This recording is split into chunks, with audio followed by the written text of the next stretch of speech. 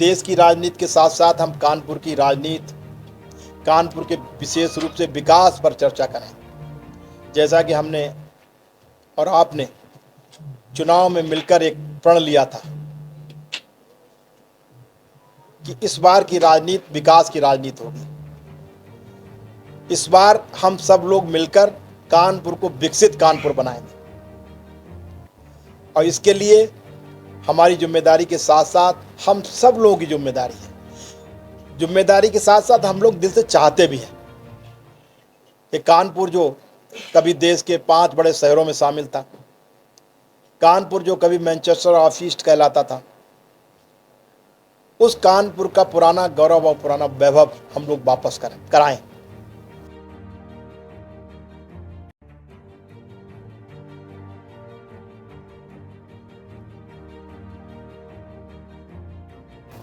सत्रह क्रॉसिंग लगभग इसमें है।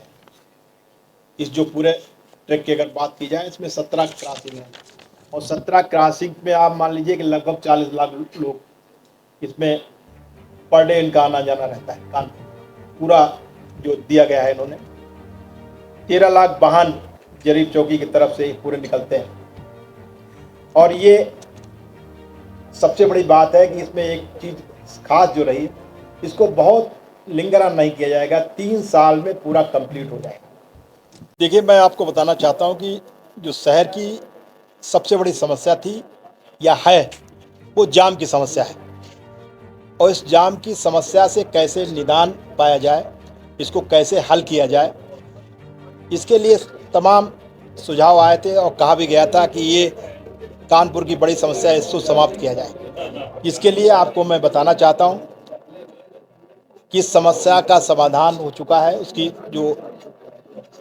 Anwarganj Mandhana elevated railway track जो प्रस्तावित था, उसको मंजूरी सरकार ने दे दी है और इसका निर्माण 3 साल के अंदर कर दिया जाएगा। ये भी एक बड़ी बात इसमें हुई है कि पहले ये कहा जा रहा था कि इसमें टाइम अधिक लगेगा, लगभग 5 साल से अधिक लग जाएगा, लेकिन रेलवे बोर्ड के अधिकारियों ने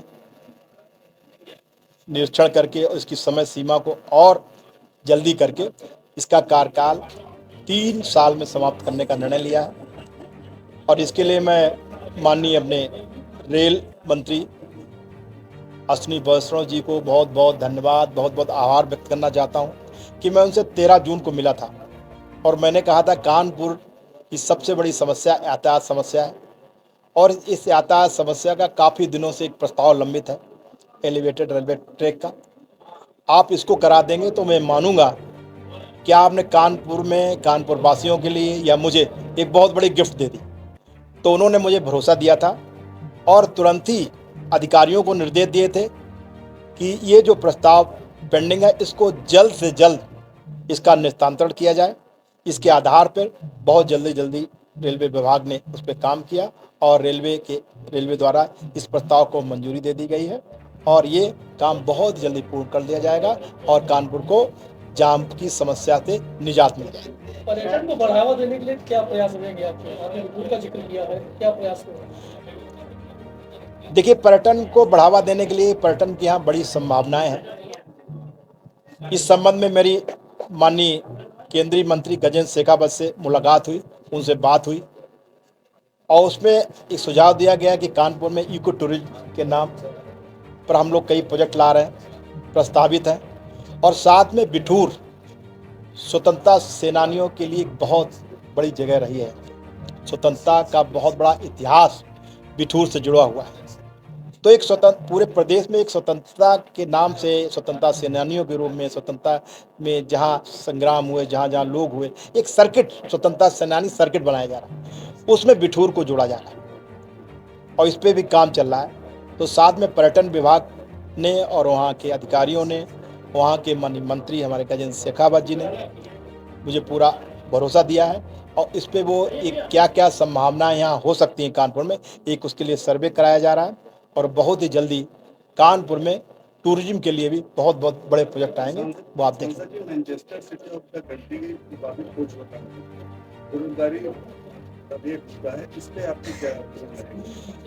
देखिए, मैंने चुनाव में भी कहा था कि कानपुर में जो बंद मिले हैं उनको खुलवाकर उनका स्वरूप क्या हो भविष्य में, क्योंकि आप जानते हैं कि कई ऐसे नियम और कानून अब आ चुके हैं जो जिस स्वरूप में वो मिलें चलती थी वो उस स्वरूप में नहीं चल पाएंगे। लेकिन हमारी प्राथमिकता है उन मिलों को चालू कराना।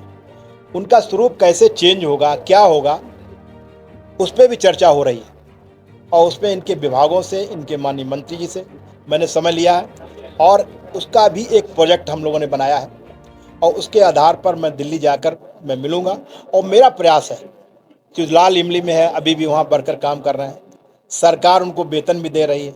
मैं चाह रहा हूँ उस स्वरूप को सबसे पहले एक प्राथमिकता के आधार पर एक मॉडल के रूप में हम लोग विकसित करें और हमारे यहाँ के युवाओं को रोजगार कैसे मिले, इसका मेरा प्रयास है कि किसी तरह से ये मिल्स चालू हो, स्वरूप कुछ भी हो, चाहे रेडीमेड का कोई प्लांट उसमें पड़ जाए, चाहे और कुछ, लेकिन रोजगार मिले।